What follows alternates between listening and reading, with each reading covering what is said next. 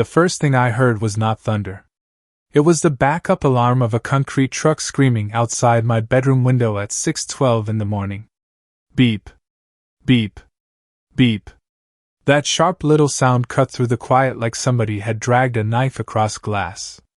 I opened my eyes to the smell of wet concrete, diesel exhaust, and fresh-cut dirt pushing through the screen like the whole world had been dug up while I was sleeping. At first, I thought one of the neighbors was pouring a patio. Then I heard metal stakes being hammered into the ground. Ping. Ping. Ping. Right outside my house. I stepped onto the porch barefoot, coffee still sitting unmade in the kitchen, and saw 3 men in orange vests stretching yellow caution tape across my driveway. My driveway. The same gravel drive my father laid by hand in 1986. The same 18-foot strip of private access that ran from County Road 14 all the way back to my little ranch house. Only now it had orange paint lines across it, wooden forms boxed into the gravel, and a concrete chute swinging over the place where my truck was supposed to pass. For a second, I just stood there, feeling the cold porch boards under my feet and the heat rising in my chest. Then I saw Linda Whitmore on her porch. White robe. Perfect blonde bob. Coffee mug in one hand. Phone in the other. She looked like she had been waiting for me to wake up. Behind her, the frame of a new 3-car garage was already going up, white lumber stacked neat, brass light fixtures still wrapped in plastic, and the whole thing pushed 11 feet into my access lane like my property line was just a suggestion. I called out to the foreman and asked who authorized work on my driveway. He looked down at his clipboard, then back at Linda's house, like the paper in his hand mattered more than the ground under his boots. Before he could answer, Linda lifted her mug and smiled. "Don't worry, Ethan," she said, sweet as cough syrup and twice as fake. "The HOA already approved this." That was when I noticed the permit nailed to a crooked stake near the gravel. It fluttered in the morning breeze, stamped, signed, and completely wrong. My name was nowhere on it. My parcel line had been moved like somebody had erased my father's work with a pencil. Linda kept smiling from that porch, proud as a mayor at a ribbon cutting. She thought she was building a garage. What she didn't know was that driveway was not just a strip of gravel. It was recorded, protected, and older than her whole subdivision. And buried in a rusted metal box in my garage was the one document that could turn her beautiful new project into the most expensive pile of lumber Cedar Glen Estates had ever seen. The thing about that driveway was, it had never been just a way to park a truck. My father built it before Cedar Glen Estates had a name, before Linda Whitmore had a porch to stand on, before the county road even had painted lines down the middle. Back then this whole stretch was trees, clay soil, and old farm lots divided by wire fences and stubborn men who settled arguments with survey pins, handshakes, and courthouse stamps. My father, Robert Walker, was a carpenter by trade and a believer in doing things once, doing them right, and keeping every receipt in case the world tried to pretend otherwise. I can still hear his boots crunching over the gravel on winter mornings, that slow, steady sound coming up the drive before sunrise. He laid most of it himself over 3 weekends in 1986, hauling crushed limestone in a borrowed dump truck, spreading it with a steel rake, then packing it flat until the whole 18-foot lane sat firm enough to carry a fire engine. I was 7 years old, useless with a shovel but proud to be there, carrying his thermos and pretending the orange survey flags were some kind of secret map. The air smelled like dust, pine sap, and the cheap black coffee he drank from a dented Stanley bottle. He would stop every few yards, wipe his forehead with a red shop rag, and tell me, "Ethan, a man's driveway is his handshake with the world. It is how help gets in, and how trouble gets out." I did not understand it then. I understood it that morning, watching Linda's crew drag wooden forms across the same gravel where my father had taught me to back up a trailer, change a tire, and never trust a person who wanted your land but would not say it plainly. The house itself was nothing fancy, just a one-story ranch with brown shutters, a sagging back deck, and a garage that still smelled like sawdust no matter how many years had passed. But it was paid for. It was ours. My mother had planted the maple by the mailbox. My father had built the porch steps. Every board, every nail, every stubborn inch of that place carried somebody's fingerprints. After he died, I kept his old metal document box on the bottom shelf of the garage cabinet, the one with rust on the handle and masking tape across the lid that said Walker Property in his square carpenter handwriting. Inside were deeds, surveys, easement papers, tax maps, and Polaroids of him standing beside that half-finished drive with a shovel over his shoulder and a grin full of gravel dust. Linda saw an access strip. The HOA saw an inconvenience. But I knew better. That driveway was recorded before their subdivision existed, protected before their rules were printed, and tied to my family deeper than any decorative stone entrance they could ever build. Linda Whitmore did not arrive in Cedar Glen Estates like a neighbor. She arrived like a new policy. The first time I met her, she was standing at the edge of my driveway with a clipboard pressed against her chest, a white Lexus idling behind her, and perfume so sharp it cut straight through the smell of fresh rain on gravel. She looked at my work truck, then at my boots, then at the stack of lumber beside my garage, and I watched her decide exactly what kind of man I was before I said a word. "You must be Ethan Walker," she said, stretching my name like it was something sticky on her fingers. I nodded and offered a polite smile because that was how my father raised me. Linda gave me the kind of smile real estate agents use when they are already calculating what your house would be worth after you disappeared from the picture. "I am Linda Whitmore, president of the Cedar Glen Estates Homeowners Association. We just want to make sure older properties stay aligned with the character of the community." Older properties. That was what she called my father's house. Not private property. Not a family home.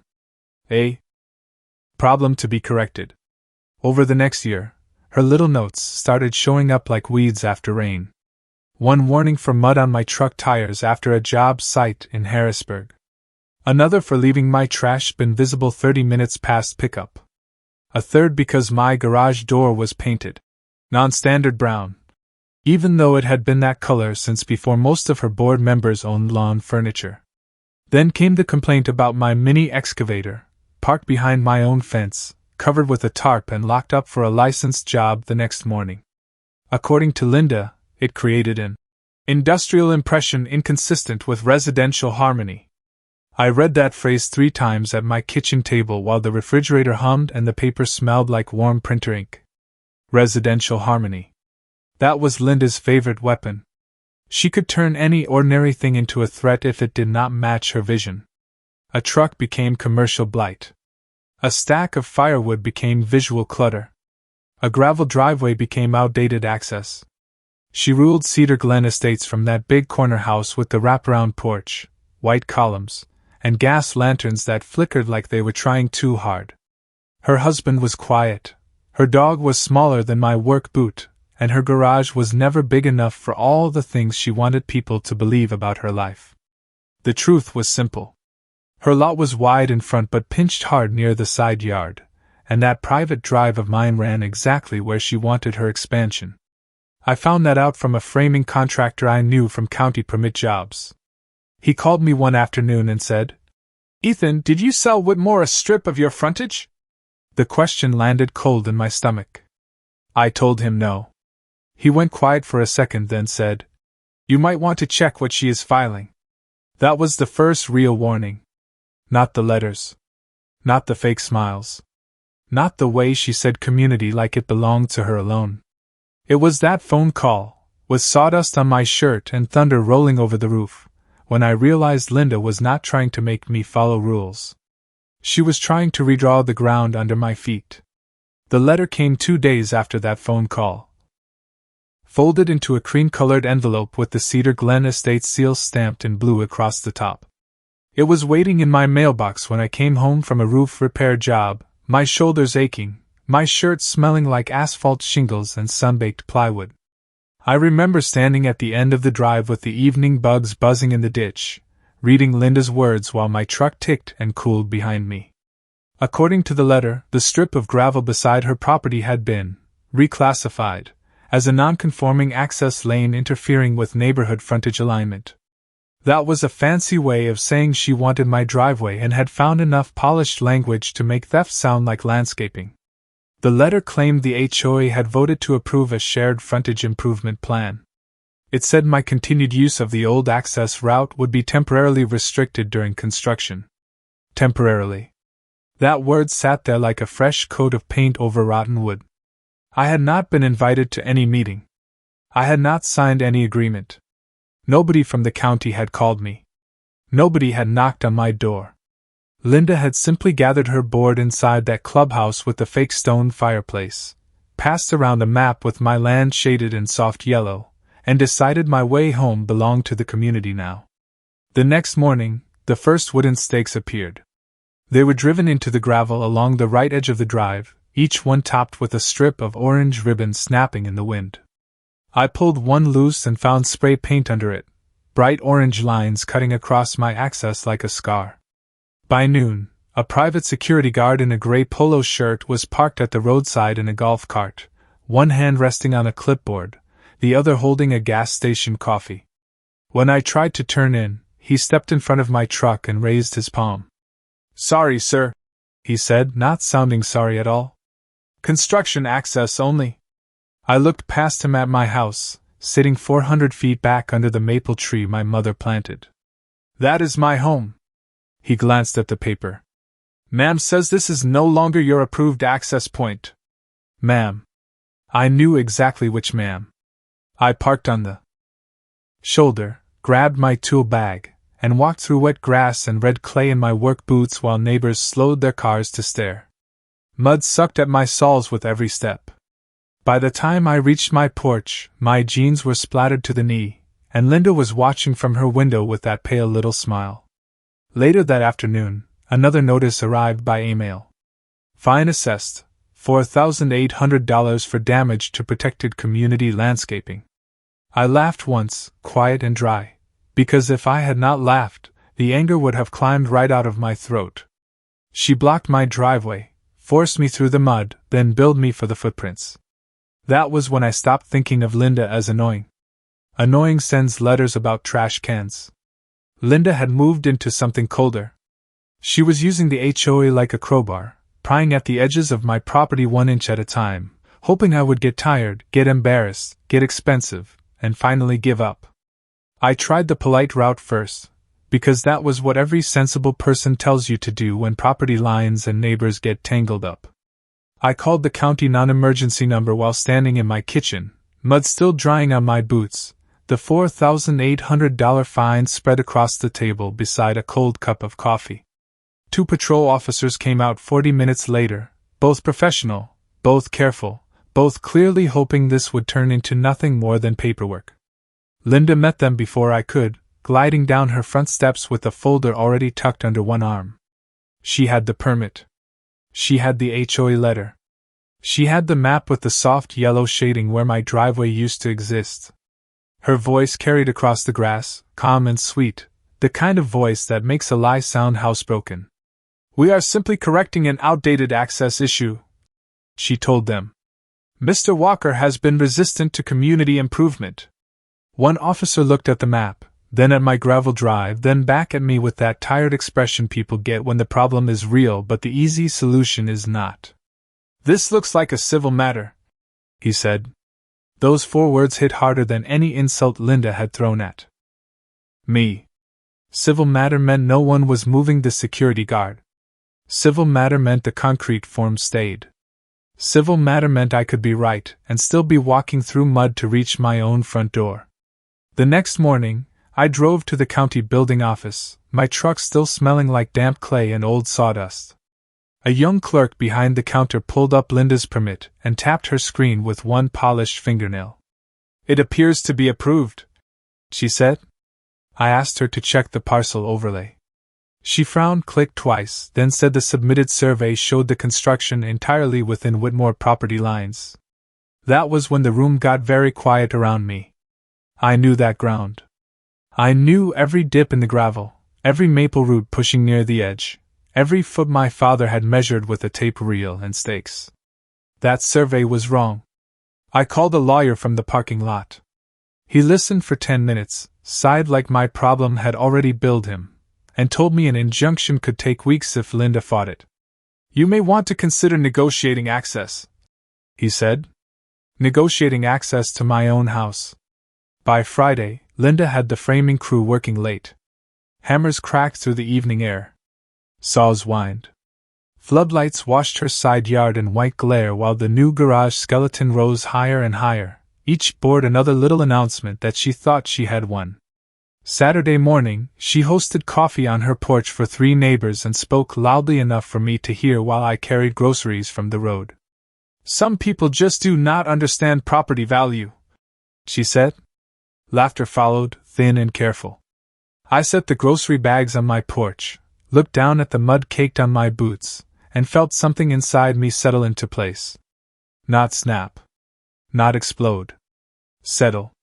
Linda had mistaken my patience for weakness. That was her first real mistake. That night, after the porch laughter faded and Linda's floodlights clicked off one by one, I went into my garage and pulled down my father's metal document box. It sat on the bottom shelf behind a coffee can full of bent nails, heavier than I remembered, cold against my palms, the rusted handle squealing. When I lifted it, dust rolled off the lid in a gray breath. For a moment, I just stood there under the buzzing fluorescent light, smelling motor oil, old lumber, and the dry paper scent of everything my father had been careful enough to save. The masking tape on top still said Walker Property in his square handwriting. I had seen that box 100 times and never needed it. Now it felt like it had been waiting for Linda longer than I had. The latch popped open with a sharp click. Inside were manila folders, folded plats, tax receipts, county stamps, and photographs curled at the corners. My father had organized everything the way he organized his tools, not pretty, but exact. I found the original deed from 1986 first, then the recorded survey, then a stapled packet labeled Private Access Easement in black ink. My thumb stopped on those words. The paper was yellowed, but the county seal was clear. 18 feet wide. Running from County Road 14 to the Walker parcel. Permanent. Appurtenant. Non-exclusive for emergency access. I read the line 3 times while the refrigerator in the garage hummed behind me. Non-exclusive for emergency access. That meant the driveway was not just mine to use. It was protected because fire trucks, ambulances, utility crews, and county vehicles had to be able to reach the rear lots if anything went wrong. My father had not just built a gravel lane. He had recorded a lifeline.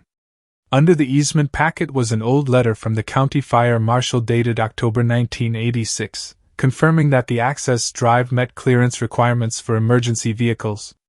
Minimum 18-foot width. No permanent obstruction. No structures permitted within the access corridor. I felt the anger in me turn clean and cold, like water running over stone. Linda's garage frame was not a misunderstanding. It was sitting right where that letter said nothing could ever sit. Then I found the Polaroids. My father in jeans and a flannel shirt, leaning on a shovel beside fresh gravel. My mother standing near the mailbox with the little maple tree barely taller than her shoulder. Me as a kid, skinny knees, holding an orange survey flag upside down like I had discovered buried treasure. I almost laughed at that one, but it caught in my throat. Outside, across the dark yard, Linda's new construction lights blinked red on the corners of the frame, little warning eyes in the night. She had built her plan on the idea that I was too tired, too broke, or too ordinary to fight her paperwork. But my father had left me better paperwork. By midnight, I had every document spread across my kitchen table, weighted down with coffee mugs and a tape measure. The house was silent except for the ticking wall clock and the soft scrape of paper under my fingers. I was no longer guessing. I was reading. And every line told me the same thing. Linda had not just crossed a neighbor. She had blocked a recorded emergency access route, and that changed everything. By sunrise, I had stopped being the man trying to explain himself and started being the man building a file. That is a different kind of calm. It does not raise its voice. It makes copies. I scanned every page from my father's box, saved them in 3 folders, and printed a clean set on bright white paper that smelled warm from the machine. Then I called a surveyor named Martin Keene, a dry old professional who had been marking property lines in our county since before Linda discovered homeowner committees. Martin showed up the next afternoon in a faded green truck with a tripod, a GPS rover, and the permanent squint of a man who trusted steel pins more than people. He walked the driveway slowly, boots grinding over gravel, pausing at each orange paint mark Linda's crew had sprayed across the access lane. He did not say much at first. He just measured, checked, measured again, then scratched numbers onto a clipboard with a pencil worn flat on one side. The garage frame creaked in the wind beside us, raw lumber and house wraps standing where clear access was supposed to be. Finally, Martin looked over his glasses and said, "Ethan, this thing is 11 feet, 4 inches inside the recorded easement." I felt the number land in my chest like a stamp. Not a little over. Not a mistake anyone could wave away. 11 feet, 4 inches. I asked him to check the permit survey Linda had filed. He unfolded her copy on the hood of his truck, held it flat against the breeze, and his jaw tightened. "This is not right," he said. "The corner bearing is shifted. Your access corridor is missing." Then he pointed at the signature block. "And that name is interesting." The surveyor listed on Linda's permit was Calvin Rusk, retired, respected, and old enough to have surveyed half the farms that became Cedar Glen Estates. I found his number through a contractor friend and called him from my kitchen while rain tapped against the window. Calvin answered with a gravelly voice and a television murmuring in the background. I explained the permit, the garage, the signature. There was a long silence. Then he said, "Mr. Walker, I have not stamped a residential survey in 4 years." I sent him a photo. 5 minutes later, he called back, and the television was off. "That is not my signature," he said. "And that is not my seal." The air in my kitchen seemed to tighten. Linda had not just bent the truth. Someone had filed a survey with a false signature and a false seal, then used it to get a building permit over a recorded emergency access route. I did not call Linda. I did not march across the yard. I did not give her the courtesy of panic. I took Martin's certified survey, Calvin's written statement, my father's easement, the fire marshal letter, the photographs, the video from my porch camera, and every find Linda had sent me. By 8 that night, the file was ready. County Building Department. Fire Marshal. Sheriff's Civil Division. State Licensing Board. Insurance Carrier. One email after another left my outbox with the quiet sound of a shovel hitting the right spot in hard ground. Across the way, Linda's new garage lights glowed under fresh white trim, and her contractor was already hanging brass fixtures like he was dressing up a lie. She thought silence meant I had run out of options. She had no idea silence was when I did my cleanest work. I let Linda finish it. That was the part nobody understood at first, not Martin, not the clerk at the county office, not even my sister when I told her over the phone and heard her stop washing dishes on the other end. "You are letting her keep building?" she asked. I looked out my kitchen window at the white trim going up across the driveway, at the brass lights shining against the morning fog, at the workers sweeping sawdust from a floor poured over land they had no right to touch. "For now," I said. Because every nail made the record clearer. Every invoice made the damages bigger. Every photograph showed intent after notice. Linda thought speed would save her. She pushed that crew like she was racing a storm, and maybe she was. The county had acknowledged my complaint but had not acted yet. The fire marshal's office said an inspector would review the access issue. The state licensing board opened a file. Quiet things. Slow things. The kind of things people like Linda mistake for nothing. So she got bold. She had the garage doors installed by Wednesday, glossy white panels with little black carriage handles that served no purpose except looking expensive. She added copper gutters by Thursday. Friday morning, a landscaping crew arrived and planted boxwoods along the edge of my gravel lane, their shovels biting into wet soil while the smell of mulch covered the diesel and sawdust. They set 2 stone planters right where my truck used to swing wide. I filmed it from my porch, the red recording light blinking steady, my boots still stained with the same mud she had billed me for. That afternoon, Linda sent a neighborhood email announcing a small porch gathering to celebrate her home improvement and the successful beautification of the shared frontage. Shared frontage. I read that phrase once, then printed it and put it in the file. Saturday came clear and bright, the kind of late spring morning that makes every lie look cleaner than it is. Linda's porch filled with neighbors holding coffee cups and little plates of pastries. Her laugh floated across the yard high and polished. I was loading equipment chains into the back of my truck when she raised her voice just enough for me to hear. Some men need to learn when they have lost. A few people chuckled, but not comfortably. Even from 50 yards away, I could see Martin's survey stakes still standing beyond her new wall, bright pink ribbons flicking in the breeze like warning flags she refused to read. At 9:17, the first county SUV turned off County Road 14. Then another. Then a sheriff's cruiser rolled in behind them, slow and quiet, tires crunching over gravel that suddenly mattered again. Linda stopped laughing. The fire marshal stepped out first, a square man in a navy jacket carrying a folder thick enough to ruin somebody's morning. The building inspector followed with a red notice in his hand. I walked down from my porch with my own folder tucked under my arm, hearing the old gravel shift beneath my boots. Linda came down her steps fast, her smile trying to stay alive and failing by the second. "What is this?" she demanded. The inspector did not answer with an opinion. He answered with paper. He posted the red notice on the glossy white garage door, smoothed it flat with his palm, and the sound of that tape tearing was sweeter than any apology she could have given me. The red notice read unsafe structure, built over recorded emergency access easement, demolition authorized upon final confirmation. Linda read it once, then again, her coffee-colored confidence draining out of her face while the neighbors went quiet behind her.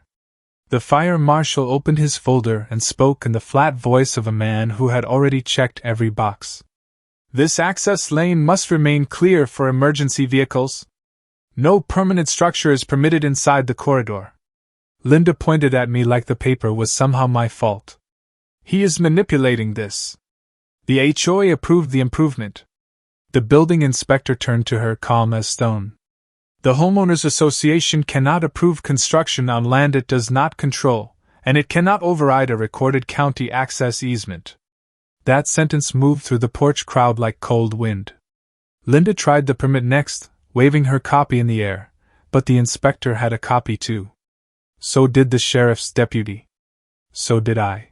Calvin Rusk's written statement sat clipped behind my survey, clear and signed, saying the stamp and signature on her filing were not his. The contractor shifted his weight beside the garage, staring at the gravel like he wanted it to swallow him. Linda's voice climbed higher, but nobody moved for her anymore. That was the moment power changed hands. Not loudly. Not dramatically. Just with paper, stamps, and people who knew what they were looking at. Because I held a demolition license, and because the obstruction was documented and confirmed, the county gave me written authorization to remove the portion blocking the easement after utility clearance. That clearance came 2 days later. I waited until the sheriff's deputy was present, until the inspector signed the final line, until every photograph had been taken and every neighbor had wandered close enough to understand exactly what they were seeing. Then I climbed into my loader. The engine turned over with a deep diesel growl that rolled across Cedar Glen Estates and shook the glossy white garage doors in their tracks. Linda stood on her porch in the same place she had stood that first morning, both hands wrapped around the glass she was not drinking from. I eased the bucket forward. The first push was not wild. It was clean, controlled, professional. White trim snapped loose. The brass light fixture swung once, then dropped into the grass. The garage door folded inward with a hollow metallic groan, and dust puffed out across the gravel where my father's tire marks used to be. Board by board, panel by panel, the obstruction came down. No shouting. No threats. Just diesel, splintered lumber, cracked concrete, and the steady scrape of a blocked road becoming a road again. When it was done, Linda's beautiful expansion sat in a neat pile beside the easement, tagged for removal at her expense. The investigation that followed was not kind to her. The county revoked the permit. The contractor faced a licensing complaint. The HOA's insurance carrier denied coverage because the board had acted outside its authority. Linda resigned as president 3 weeks later, though she called it stepping back for personal reasons. The settlement paid for my legal fees, the survey, the driveway restoration, and the removal costs down to the last dollar. They also had to record a formal acknowledgement that my property was not subject to their architectural control, and that the access lane could never be blocked again. I used part of the money to bring in fresh crushed limestone, the same kind my father used. Martin marked the edges, and I spread the new gravel slowly, listening to it rattle from the truck bed like rain on a tin roof. At the entrance, I set a simple sign into the ground beside my mother's maple. Walker Private Drive.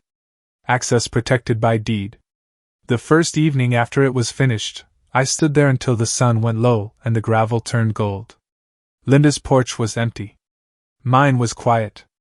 And for the first time in weeks, I heard the old sound again, my boots crunching over my own way home. Linda thought she could build over my road and make me disappear. My father had taught me better. When someone blocks your way, you do not have to scream. You bring the right papers, the right permit, and the right machine. Justice is not loud. Sometimes it sounds like steel on concrete, county tape tearing in the wind, and gravel settling back where it always belonged.